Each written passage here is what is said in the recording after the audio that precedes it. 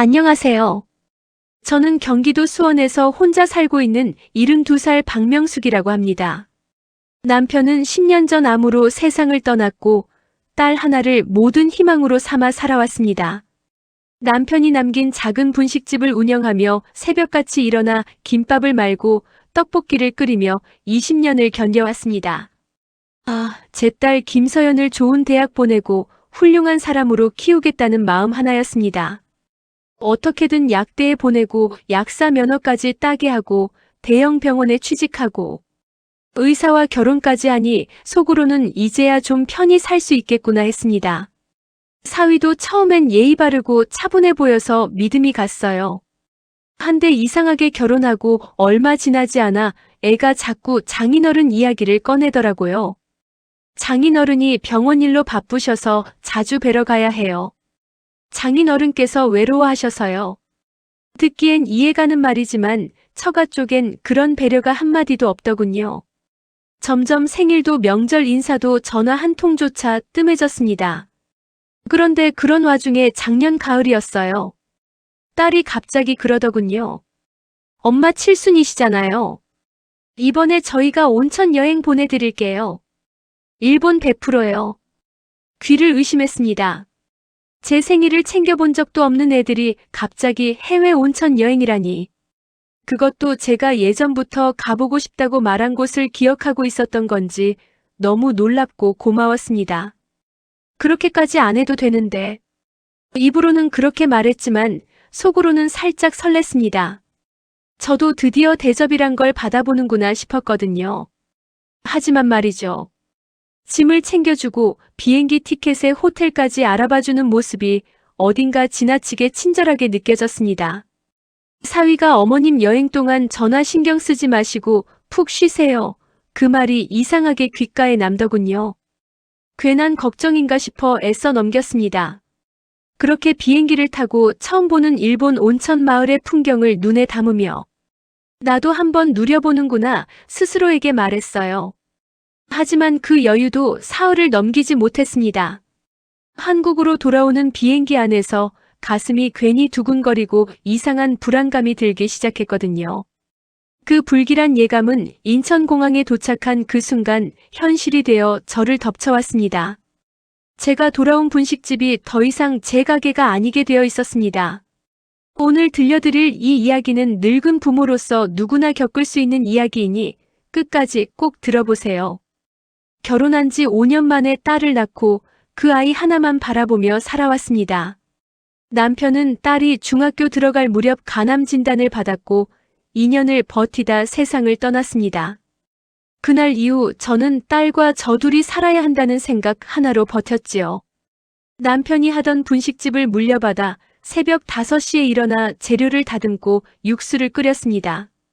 학교 앞이라 점심시간엔 정신없이 바빴고 저녁엔 야간 자율학습 끝나는 학생들로 북적였죠. 애가 고등학교 다닐 땐 과외비 한 푼도 아끼지 않았어요. 그 마음 하나로 제가 입을 옷도 줄이고 먹을 것도 줄였지요. 김서연 제 딸이 약대에 합격했을 땐 정말 가게 주방에 앉아 펑펑 울었습니다. 엄마 나 해냈어. 그 말 한마디에 피로 다 잊었습니다. 서울로 올라간 딸을 뒷바라지하려 주말마다 기숙사 근처까지 찾아가 반찬을 갖다 주고 학비도 모자라면 가게 매출에서 아껴 보냈습니다. 약사 면허 따고 대형 병원 취직했다는 소식 들었을 땐 이제는 나도 좀 쉬어도 되겠구나 싶었습니다. 그러다 사위감을 데려온다고 했을 때 속으로는 걱정이 반 기대가 반이었죠. 처음 봤을 때는 의사라는 직업답게 차분하고 신중해 보였습니다. 어머님, 제가 요리는 잘 못해도 효도는 열심히 하겠습니다. 그 말에 어찌나 마음이 풀리던지. 결혼식 날 딸이 순백의 드레스를 입고 사위 팔짱을 끼고 걸어오는 모습에 제가 지금까지 살아온 시간이 떠올랐습니다. 아이고, 이 아이를 사람 만들어 놨구나. 결혼 초반은 명절마다 꼭 내려왔습니다. 하지만 점점 장인어른이 편찮으셔서요. 이번엔 시아버님 병원 일정이 먼저라서요. 그 말들이 늘어나더니 어느새는 전화 한 통 없이 명절이 지나가기도 했죠. 그러다 작년 생일 늦은 밤 초인종이 울려 문을 열었더니 딸이 백화점 쇼핑백 하나 들고 서 있었습니다. 엄마 이거밖에 못 사왔어. 미안해. 작은 케이크 하나 그게 다였죠. 그 순간 생각났습니다. 며칠 전 SNS에 딸이 올린 사진.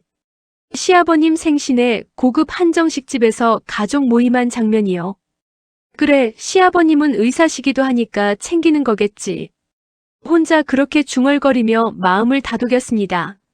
하지만 그런 일들이 쌓이다 보니 어느 날부터는 기다리는 것도 기대하는 것도 지치더군요. 얼굴도 사진으로만 본 지 4달이 넘었습니다. 한때는 주말마다 데리고 온다더니 지금은 전화로 목소리 들을 기회도 잘 없어요. 그러던 어느 날 딸이 말했죠. 어머니 이번에 칠순이시잖아요. 저희가 여행 보내드릴게요. 그 말이 그렇게 고맙게만 들렸던 그 제안이 어쩌면 그 애들 계획의 시작이었을지도 모르겠습니다. 그렇게 여행을 마치고 인천공항에 도착한 저는 버스를 타고 수원으로 향했습니다. 저는 딸에게 연락을 하지 않았습니다. 그냥 조용히 열쇠로 문을 열고 들어가 여행 선물 하나 건네주며 웃고 싶었거든요. 엄마도 이런 데 다녀왔어 하며 말이지요. 그런데 분식집 셔터가 내려져 있었고 문에 열쇠가 들어가지 않았습니다. 이상하네. 몇 번이고 돌려봤지만 자물쇠는 꿈쩍도 하지 않았습니다. 그때였습니다. 옆 가게 주인이 나와서 말을 걸었습니다. 사장님, 어디 갔다 오셨어요? 그거 아세요? 여기 이제 새 주인 들어왔다는데요. 네. 무슨 소리예요? 딸분이 일주일 전에 와서 가게 정리하고 가시더라고요. 권리금 받고 넘겼다던데. 귀를 의심했습니다. 눈앞이 아찔했고 캐리어 손잡이를 잡은 손에 힘이 풀렸습니다. 몸이 휘청하며 가게 앞 계단에 주저앉았습니다. 말도 안 돼. 이게 무슨 소리예요? 제 가게인데요. 정신을 가다듬고 겨우 딸에게 전화를 걸었습니다. 몇 번을 울리다가 겨우 연결된 딸의 목소리는 차분했습니다. 엄마 벌써 도착하셨어요? 서연아, 가게가 왜 이래? 다른 사람이 들어왔다는데. 아, 그거요? 그게 엄마 여행 가신 동안 정리했어요. 뭐? 내가 없는 사이에 내 가게를 팔았다고? 그게 엄마 명의가 아니라 아빠 명의였고 제가 상속인이라서 법적으로 문제는 없어요.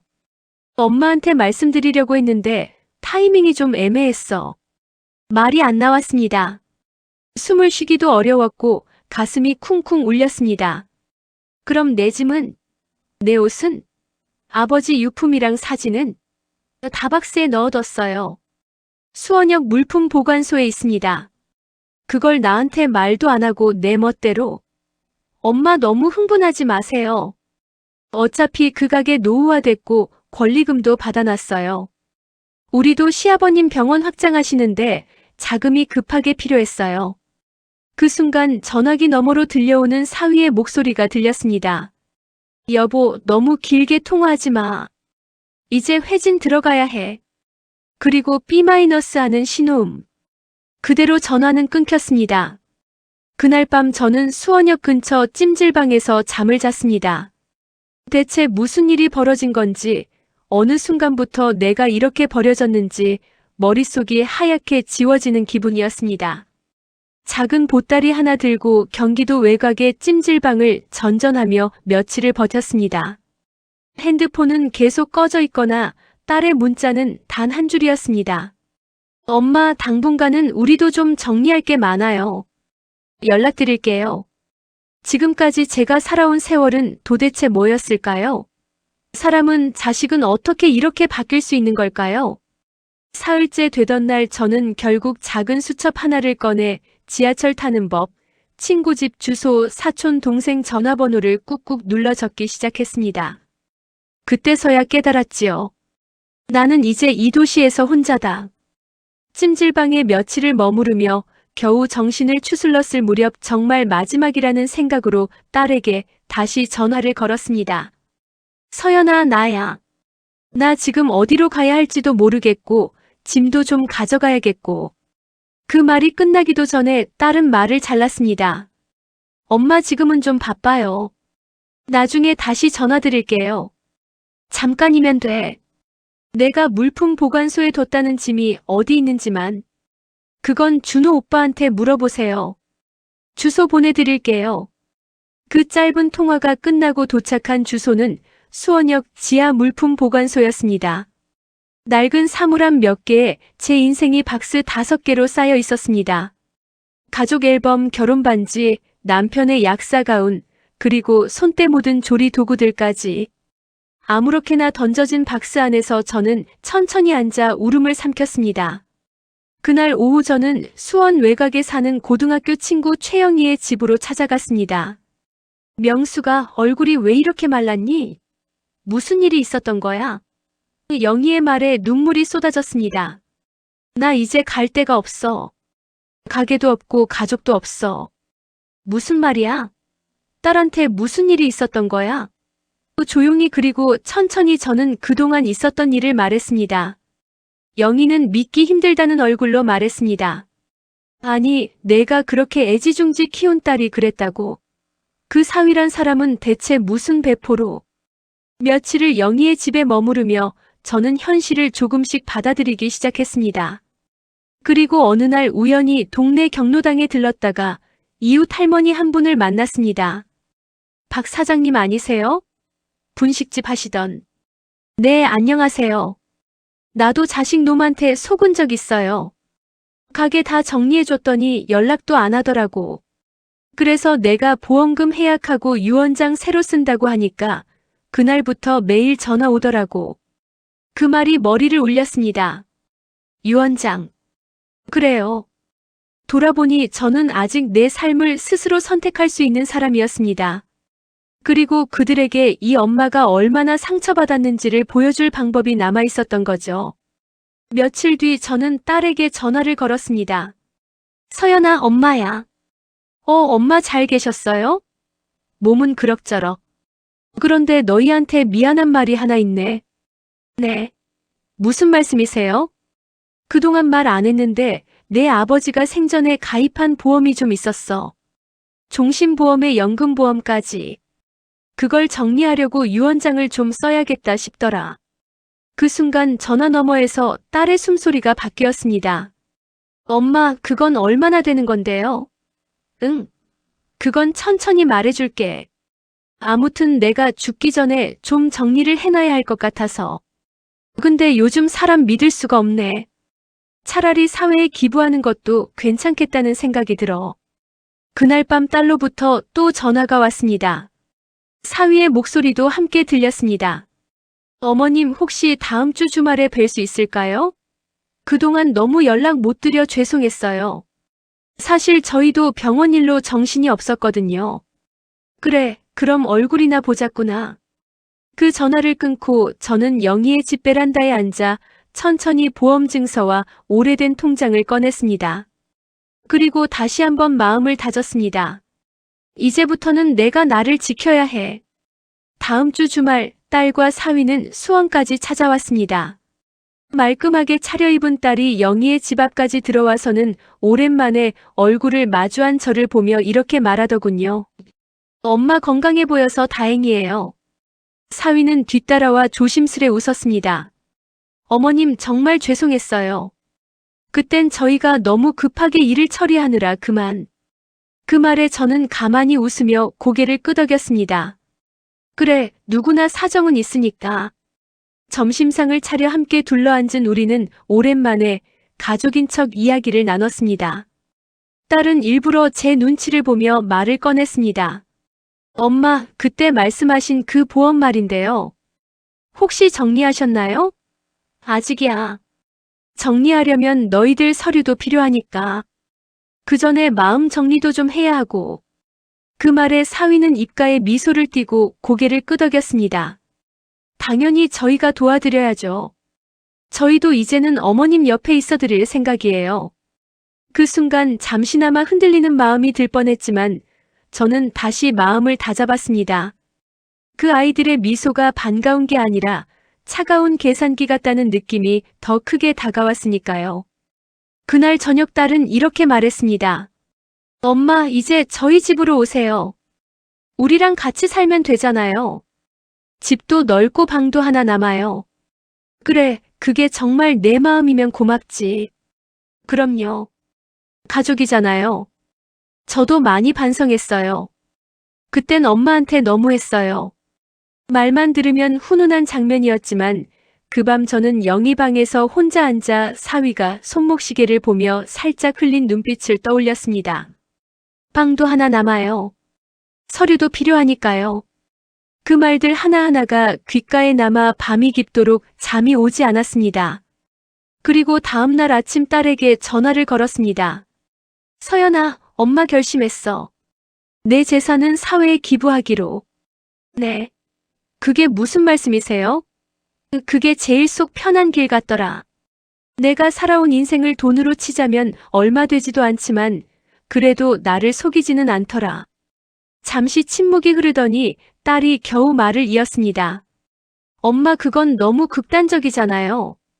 저희가 그동안 잘못한 거 반성했잖아요. 그래서 반성한 척이 아니라 진심인지 보려고도 해봤어. 하지만 결국엔 내가 나를 찾은 이유가 뭔지 엄마는 다 알아. 그날 이후 딸 부부의 전화는 다시 끊겼습니다. 서류 받기 전까진 옆에 붙어 있으려던 거지.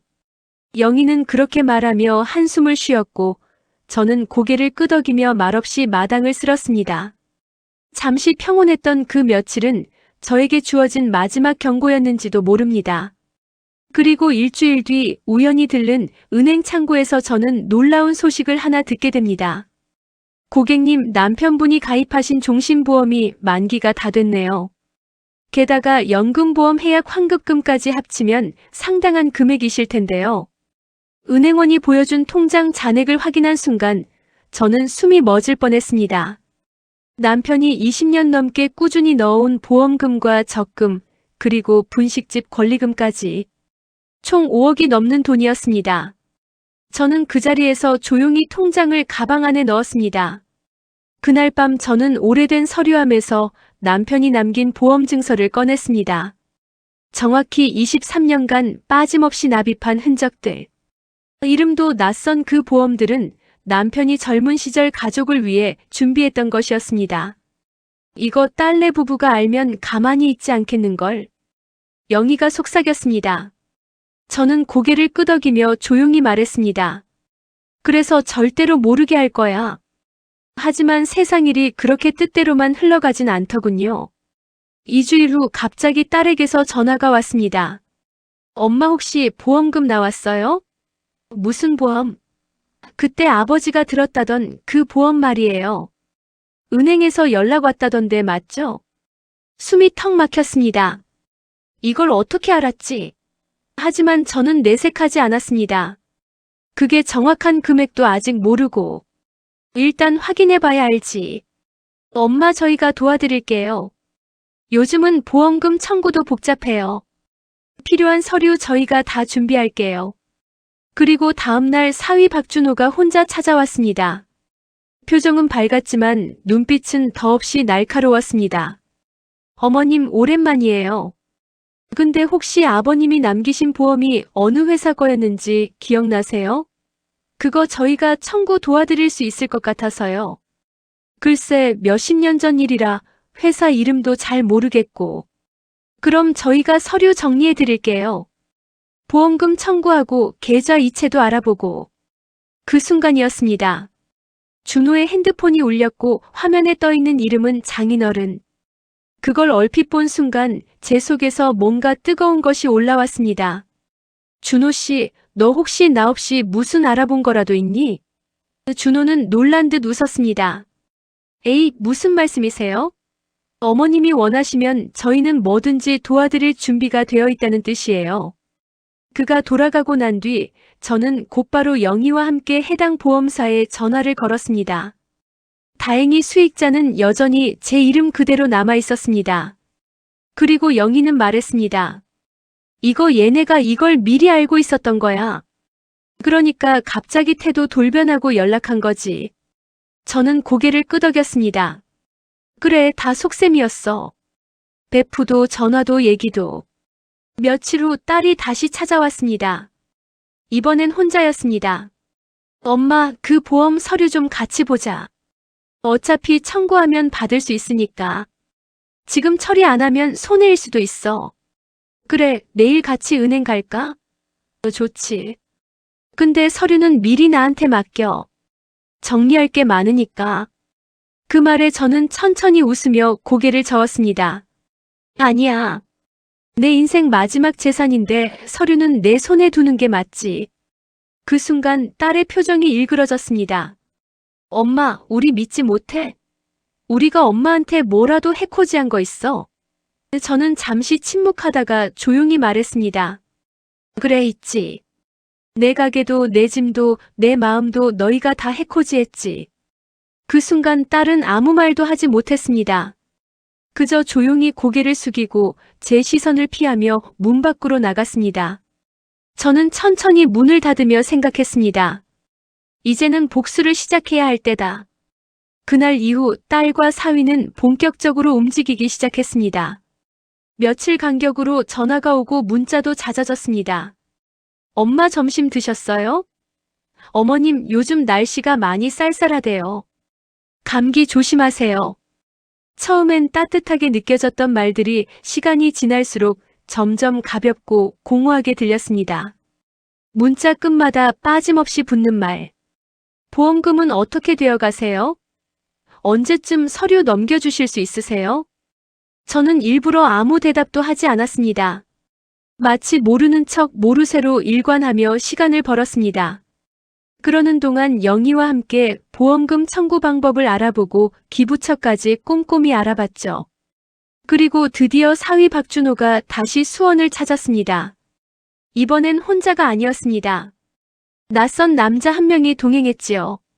정장 차림에 서류 가방을 든 그 남자는 처음부터 당당하게 명함을 내밀었습니다. 안녕하세요. 저는 재무설계사 김태현이라고 합니다. 박준호 씨와 김서연 씨의 의뢰를 받아왔습니다. 저는 명함을 내려다보며 차갑게 물었습니다.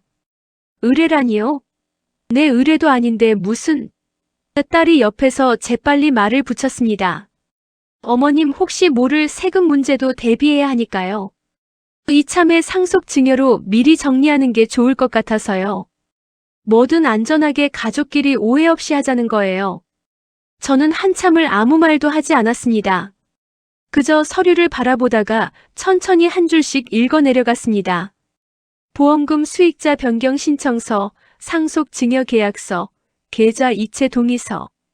저는 조용히 손을 내밀었습니다. 그 서류들 다 내놔. 딸은 반쯤 안심한 얼굴로 건넸습니다. 저는 그것들을 천천히 챙겨 손에 들고는 말했습니다. 이제 난 갈게. 어머님, 어디 가세요? 같이 정리하시죠. 서울 올라가려고. 이번엔 제가 직접 처리할 거야. 그날 밤 서울행 전철을 타고 저는 딸이 사는 동네 근처 고시원에 방을 잡았습니다. 그리고 이튿날 아침 딸이 출근하는 시간에 맞춰 그 아파트 입구 앞에서 기다렸습니다. 멀리서 김서연이 걸어오는 모습이 보였습니다. 저는 천천히 다가가 말했습니다. 서연아. 그녀는 순간 멈칫하더니 당황한 표정으로 웃었습니다. 엄마, 어떻게 여기까지? 무슨 일이세요? 저는 가방에서 서류를 꺼내 보여주었습니다. 이게 뭐예요? 내가 받았던 서류들이야. 수익자 변경 신청서, 상속 증여 계약서, 계좌 이체 동의서. 그건 엄마가 복잡하실까봐 도와드리려고. 그래. 그럼 이건 뭔데? 수익자를 내 이름으로 바꾸는 신청서더라. 그 순간 딸의 얼굴에서 피가 가셨습니다. 엄마, 그건 절대 그런 뜻이 아니고요. 그냥 임시로 혹시나 해서. 이제 내 말 안 믿는다. 저는 손에 들고 있던 서류를 찢어버렸습니다. 조용히 차분하게. 하지만 그 종이 조각들이 흩날릴 때 제 안에 무너져가던 인내심도 함께 사라졌습니다. 너 그동안 나한테 뭘 했는지 알아? 내가 가게에 돌아왔을 때 내가 어떻게 찜질방에서 울며 지냈는지 알아? 엄마, 그건 준호 오빠랑 내가 미리 말씀드렸으면 더. 그만해. 넌 지금도 내 잘못이 뭔지 모르는구나. 딸은 머리를 감싸 쥐며 말했습니다. 엄마, 그냥 내가 그때 너무 급해서 그랬어요. 딸로서 잘하고 싶었던 마음도 있었고. 아니, 넌 그냥 내 이익만 생각했지. 저는 딸의 얼굴을 바라보다가 마지막으로 이렇게 말했습니다. 내가 이 보험금을 어떻게 쓸지 그건 이제 내가 아니라 나 혼자 결정할 거야. 서울에서 수원으로 돌아온 저는 곧장 법률 상담소로 향했습니다. 그리고 조용히 하지만 단단한 마음으로 유언장 초안을 작성하기 시작했습니다. 지금까지 숨겨왔던 보험금의 실제 가치를 확인하고 정식으로 제 의사를 문서로 남기기로 한 거죠. 며칠 뒤 변호사에게서 연락이 왔습니다. 박명숙님, 유언 공증 준비가 완료되었습니다. 언제 방문하시겠습니까? 그 말을 들은 순간 저는 속으로 천천히 읊조렸습니다. 이제 시작이야. 그 길로 저는 수원 법률상담소를 다시 찾아갔고 영의와 상의 끝에 유언장 최종본을 확정하기로 했습니다. 유산은 지역복지기관과 여성쉼터에 일정 금액씩 나누어 기부. 그리고 저를 평생 돌봐준 친구 영희에게 일부 재산을 증여한다는 내용이었습니다. 자식의 이름은 그 어디에도 없었습니다. 며칠 뒤 영희 집 거실에서 저는 조용히 서류 봉투를 꺼내 영희에게 건넸습니다. 이거 혹시라도 내가 무슨 일 당하면 이대로 처리해줘. 공증도 받아놨어. 명수가 진심이야? 그래. 내가 죽은 뒤에라도 누구한테도 이 돈이 흘러가는 일은 없게 하고 싶어. 그 다음 주말 딸과 사위는 다시 찾아왔습니다. 저는 일부러 따뜻하게 맞이했습니다. 어머님, 요즘 건강은 좀 어떠세요? 괜찮다. 영희가 잘 챙겨줬어. 근데 너희들 이따가 시간 좀 되니? 네, 말씀하세요. 저는 안방 서랍에서 봉투를 꺼내와 식탁 위에 올렸습니다. 이게 뭐예요? 내 유언장이야. 내가 죽으면 이 안에 있는 대로 처리하라고 변호사에게 맡길 거다. 딸의 표정이 순간 굳었고 사위는 초조한 듯 봉투를 쳐다보았습니다. 혹시 저희 이름도 있는 거죠? 없어. 제가 단호히 말했습니다. 너희는 내가 찜질방에서 울고 있을 때 단 한 번도 찾아오지 않았잖아. 어머님, 그건 저희가 사정은 다 핑계야. 넌 내 가게도, 내 짐도, 내 마음도 버렸어. 이제 내 유산은 그렇게 버려진 마음들을 지켜준 사람들에게 갈 거다. 사위는 입술을 깨물었고 김서연은 고개를 푹 숙였습니다. 하지만 저는 눈을 똑바로 뜨고 그들을 바라보며 말했습니다. 너희가 마지막으로 나를 속이려 했던 순간부터 난 이미 마음을 정했어. 딸은 침묵을 깨며 말했습니다. 어머님, 그렇게까지 하실 필요는 없잖아요. 결국 다 가족인데. 저는 고개를 천천히 저었습니다. 가족이면 사람을 그렇게 버리지는 않아. 그날 저녁 두 사람은 말없이 집을 나갔습니다. 저는 다시 영희와 함께 거실에 앉아 조용히 차를 마시며 말했습니다. 속은 시원해졌는데 마음은 좀 시끄럽다. 영희가 웃으며 말했습니다. 그래도 이제 시작이야. 이제 너 다시 살아야지. 저는 창밖으로 보이는 작은 화단을 바라보며 말했습니다. 그래, 이젠 나도 나를 위해 살 거야. 저는 다음 날 아침 시청 사회복지과를 찾았습니다. 직원에게 정중히 말했습니다. 저 소규모 장학기금 설립하려고요. 제 이름으로 한부모 가정 아이들 위해 쓸 수 있도록. 담당자는 놀란 눈으로 되물었습니다. 혹시 기부금 규모가? 대략 2억 5천 정도 될 것 같습니다. 보험금 일부고 남편이 남긴 재산이에요. 그날로 저는 박명숙 희망 장학기금이라는 이름으로 작은 재단을 준비하기 시작했습니다. 시중은행과 협약도 체결했고 법적 자문도 영희 조카를 통해 받으며 단단한 구조를 만들어갔습니다. 며칠 뒤 지역신문에 기사가 작게 실렸습니다. 수원 박명숙 씨 한부모 가정 위한 장학기금 조성 2억 5천 출연 예정. 기사에는 이름만 언급되었을 뿐 가족에 대한 내용은 단 한 줄도 없었습니다. 이 기사가 나간 날 김서연은 점심도 못 먹고 병원에서 허겁지겁 퇴근했습니다. 딸은 저에게 전화를 걸어 말했습니다. 엄마 이거 뭐예요? 신문에 난 거. 왜? 보기 싫었니? 아니 그게 아니고 엄마 갑자기 이렇게까지 하시면 저희가 너무. 저는 단호히 말했습니다. 너무 뭐. 당황스럽고 억울하고 허탈하고. 그치? 그 마음 너희한테 당했을 때랑 똑같네. 엄마 제발 한 번만 다시 생각해줘요. 그 보험금 저희한테도 좀 권리를 나눠주시면 안 돼요? 저도 딸이잖아요. 저는 깊은 숨을 내쉰 뒤 담담하게 말했습니다. 넌 딸이야. 하지만 내가 널 키운 건 나중에 돈 달라고 하라고 키운 게 아니야. 나 이제 내 이름으로 내 뜻으로 사는 거야. 내가 엄마를 버렸듯이 나도 이젠 날 버리지 않을 거다. 통화는 길지 않았습니다. 그리고 이튿날 저는 또 다른 결정을 실행에 옮겼습니다. 제가 살아갈 새로운 보금자리, 작은 빌라를 계약하고 입주했습니다. 집 앞에는 작은 화단이 있었고 집 안에는 햇살이 잘 드는 거실이 있었습니다. 이제 누군가의 허락을 받을 일도 그림자처럼 살아야 할 이유도 없었습니다. 그날 밤 저는 작은 화로의 딸 부부가 보냈던 서류 사본들을 하나씩 태웠습니다. 서류가 타들어가는 소리 속에서 저는 혼자서 중얼거렸습니다. 이제 정말 끝났다. 한편 서울 김서연 부부의 집. 며칠 전까지 조용하던 집안에 긴장감이 감돌고 있었습니다. 사위는 휴대폰으로 뉴스 기사와 법률 관련 정보를 끊임없이 검색했습니다. 여보, 그 보험금 이제 기부 신청 끝났대. 어머님이 직접 하셨대. 뭐? 직접? 응. 변호사 통해서 장학기금 만들었다고도 나오고. 서연은 머리를 감싸쥐었습니다. 아, 진짜 이게 왜 이렇게 꼬여? 그냥 엄마한테 솔직하게 말했어야 했나?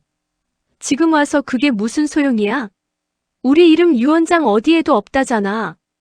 며칠 뒤 제가 보낸 등기우편이 딸 부부 집으로 도착했습니다. 작은 봉투엔 짧은 편지 한 장이 들어 있었습니다.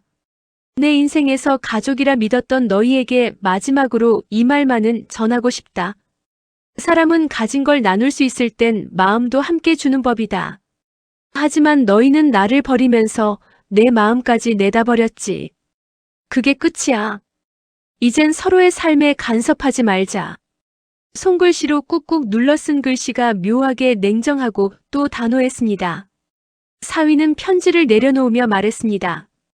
이젠 진짜 끝났네. 우리가 그 돈에만 눈이 멀었어. 그냥 엄마한테 전화라도 해볼까? 무슨 소용이야? 우린 이미 어머님을 팔았잖아. 그걸 스스로 인정해야 돼. 며칠 뒤 김서연은 조용히 병원을 그만뒀습니다. 사위는 지인에게 돈을 빌리려다 거절당했고 병원 운영자금도 막히기 시작했습니다. 생활비는 빠듯해졌고 마음의 여유도 점점 사라졌습니다. 그러든 말든 저는 새로 이사한 빌라 화단에 물을 주고 있었습니다. 지나가던 동네 아이가 말을 걸었습니다. 할머니 뉴스 봤어요. 장학기금 만든 분 맞죠? 그래, 너도 공부 열심히 해. 언젠가 그 기금 도움받을지도 모르잖아. 제 얼굴엔 잔잔한 미소가 번졌습니다. 이제는 더 이상 누구에게도 휘둘리지 않는 삶. 진짜 자신의 이름으로 살아가는 일상. 하늘을 올려다보며 저는 작게 중얼거렸습니다. 나 잘했지? 이제야 제대로 엄마 노릇한 것 같아. 멀리서 영희가 걸어오며 웃었습니다. 명수가 밥은 됐어. 들어와. 알았어. 간다. 이제는 어둡고 차가운 집 대신 따뜻하고 조용한 사람들 곁에서 저는 비로소 스스로를 지켜낸 사람이 되었습니다. 새 빌라로 이사한 지 석 달이 지났습니다. 처음엔 낯설고 조용하기만 하던 동네가 이제는 매일 아침 새들이 지저귀는 소리와 화단에 물 주는 아이들 웃음소리로 채워지고 있습니다. 할머니, 여기 장미 봉오리 피었어요. 그래, 예쁘지? 할머니가 직접 심은 거니까 잘 자랄 거야. 아이들과 이런 대화를 나누며 하루를 시작하는 것이 이제는 저에게 가장 큰 기쁨이 되었습니다.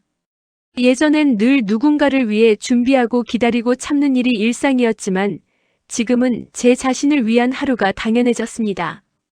딸이 연락을 끊은 지는 석 달이 넘었습니다. 한때는 매일 전화기만 바라보며 오늘쯤 연락이 오지 않을까 기대하던 시간도 있었지만 이젠 그저 잘 지내길 바랄 뿐입니다. 용서는 못해도 증오하며 살고 싶진 않거든요. 영희는 여전히 제 곁에 있습니다. 주말마다 복지관 봉사도 같이 나가고 동네 아이들 간식거리도 함께 만들죠. 어느 날 영희가 물었습니다. 명수가 지금 행복해? 저는 천천히 고개를 끄덕였습니다. 응. 아무에게도 미움받지 않고 누구에게도 버림받지 않는 삶이 이렇게 평온할 줄 몰랐어. 저녁이면 작은 베란다에 앉아 차를 마시며 하루를 돌아보곤 합니다. 해가 지고 별이 뜨고 그 안에서 제가 숨쉬고 있다는 게 감사하게 느껴집니다. 제가 살아온 세월은 누구보다도 자식만을 위해 존재했지만 이제는 제 자신을 위한 시간도 필요하다는 걸 배웠습니다. 자식을 너무 사랑하지 말라는 말 예전엔 이해 못했습니다. 하지만 지금은 알 것 같습니다. 사랑도 때로는 자기 존엄을 지킬 줄 아는 사람만이 끝까지 나눌 수 있다는 거예요. 시청자 여러분, 혹시 지금 누군가의 기대에 너무 얽매여 살고 계신가요? 혹은 나만 희생하고 있다는 생각에 스스로를 탓하고 계시진 않으신가요? 그럴 땐 한 번쯤 스스로에게 이렇게 물어보세요. 나는 나를 얼마나 지켜주고 있지? 저는 이제 나 자신에게 떳떳한 어른으로 살고 있습니다. 그리고 이 이야기를 들으신 여러분도 자신의 삶을 더 사랑하게 되셨으면 좋겠습니다. 혹시 여러분도 비슷한 경험이 있으셨다면 댓글로 나눠주세요. 당신의 이야기를 저는 끝까지 귀 기울여 들을 준비가 되어 있으니까요.